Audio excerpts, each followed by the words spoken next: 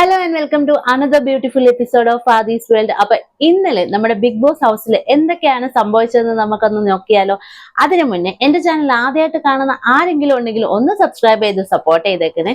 അപ്പൊ ഇന്നലെ നമ്മുടെ വീക്കെൻഡ് എപ്പിസോഡ് ആയിരുന്നു, അതായത് സാറ്റർഡേ എപ്പിസോഡിനെ പറ്റിയാണ് ഞാൻ പറയാൻ വന്നിരിക്കുന്നത്. അപ്പൊ സാറ്റർഡേ ആസ് യൂഷ്വൽ നമ്മുടെ ലാലേട്ടൻ വന്നിട്ടുണ്ടായിരുന്നു. ലാലേട്ടൻ വന്ന് നമ്മുടെ ഹൗസിലുള്ള കണ്ടസ്റ്റൻസിന്റെ അടുത്ത് സംസാരിക്കുന്നതായിരുന്നു ഇന്നലെ മൊത്തത്തിൽ നമ്മുടെ എപ്പിസോഡ് എന്ന് പറയുന്നത്. അപ്പൊ ഇന്നലെ എന്തൊക്കെയാണ് സംഭവിച്ചതെന്ന് നമുക്കൊന്ന് നോക്കാം. നേരെ വീഡിയോയിലേക്ക് പോവാം.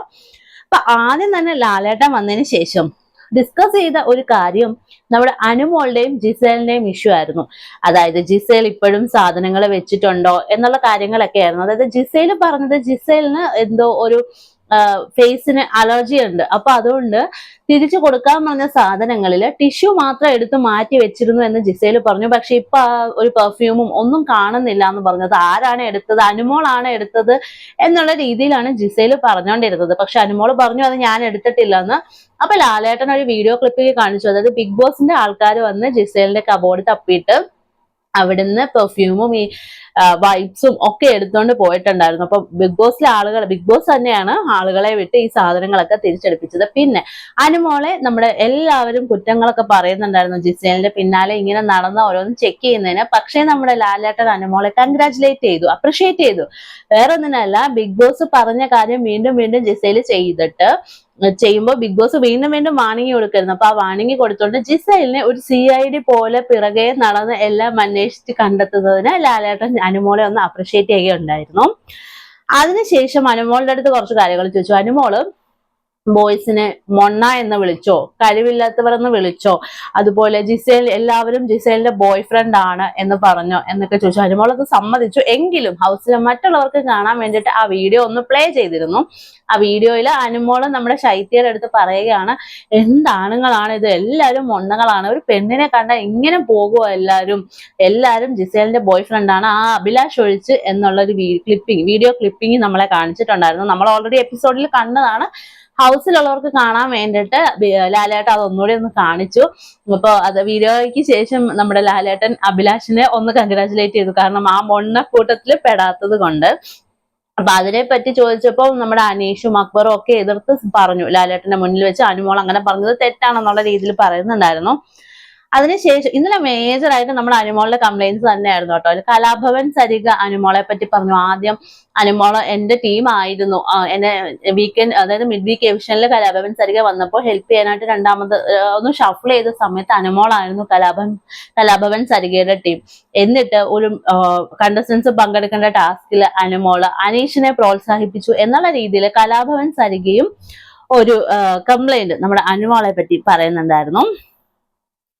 അതിനുശേഷം നമ്മുടെ അനീഷിനോടായിരുന്നു നമ്മുടെ ലാലേട്ടന്റെ ചോദ്യങ്ങൾ. അതായത് എന്ത് സ്ട്രാറ്റജി പഠിച്ചിട്ടാണ് വന്നത്, ബിഗ് ബോസ് ഒക്കെ അരച്ച് കലകി കുടിച്ചിട്ട് വന്ന അനീഷ് അല്ലേ, അനീഷ് എന്താണ് ഇവിടെ കാണിച്ചുകൊണ്ടിരിക്കുന്നത്, ഇവിടെ കളിച്ചിട്ടുള്ള അഖിൽമാരാറിന്റെ കളി കണ്ടിട്ടുണ്ടോ, നമ്മുടെ സാബുവിന്റെ കളി കണ്ടിട്ടുണ്ടോ, റിയാസിന്റെ കളി കണ്ടിട്ടുണ്ടോ, അവരൊക്കെ മാന്യമായിട്ടുള്ള രീതിയിലാണ് കളിച്ചതെന്നുള്ള രീതിയിൽ അനീഷിന്റെ അടുത്തൊന്ന് സംസാരിക്കുകയുണ്ടായി.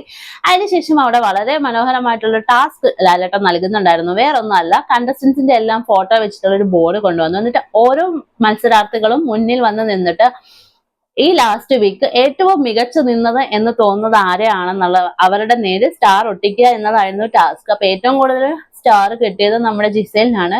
പക്ഷേ അതിലും കൂടുതൽ അപ്രേക്ഷകരെ അമ്പരിപ്പിച്ചൊരു കാര്യം നമ്മുടെ അനീഷാണ് സെക്കൻഡ് പ്ലേസിൽ എത്തിയത്. അതായത് ആ ഹൗസിലുള്ള ആളുകൾ അനീഷിനെ ഇഷ്ടപ്പെട്ടു തുടങ്ങി എന്നുള്ള രീതിയിൽ അനീഷിനും സ്റ്റാർസ് കിട്ടുന്നുണ്ടായിരുന്നു. അതിനുശേഷം നെവിൻ നെവിനെ പണിപ്പുരയിൽ ഇനി കയറരുത് എന്ന് പറഞ്ഞ് ബിഗ് ബോസ്, അതായത് നമ്മുടെ ലാലേട്ടൻ ഒരു ഗിഫ്റ്റ് കൊടുത്തിട്ടുണ്ടായിരുന്നു. അപ്പൊ നെവിനോട് ചോദിച്ചു പണിപ്പുരയിൽ പോകാൻ താല്പര്യം ഉണ്ടോ എന്ന് ചോദിച്ചപ്പോൾ നെവിൻ പറഞ്ഞു താല്പര്യമുണ്ട്, എന്നാൽ ഇപ്പൊ തന്നെ പോയിക്കോളൂ, അവിടെ ഒരു ഗിഫ്റ്റ് ഇരിപ്പുണ്ടെന്ന് പറഞ്ഞു.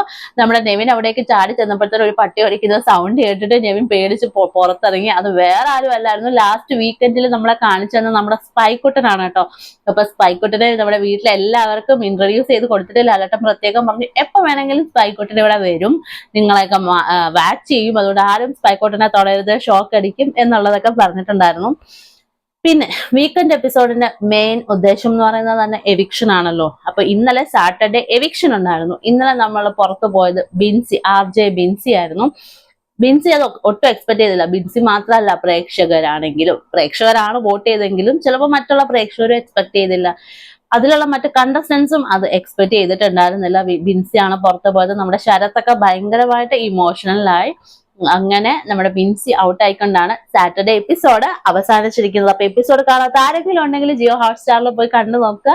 അപ്പൊ ഇന്നിനി ആരൊക്കെ പുറത്തു പോകും, ആർക്കൊക്കെ വാണിംഗ് കിട്ടും, ലാലേട്ടൻ ആരെയൊക്കെ ശരിയാക്കും, ആർക്കൊക്കെ പണി കൊടുക്കും എന്നുള്ളത് നമുക്ക് കാത്തിരുന്ന് തന്നെ കാണാം. അപ്പൊ എന്റെ ചാനൽ ആദ്യമായിട്ട് കാണുന്ന ആരെങ്കിലും ഉണ്ടെങ്കിൽ ഒന്ന് സബ്സ്ക്രൈബ് ചെയ്ത് സപ്പോർട്ട് ചെയ്യുക. Tata bye bye, see U.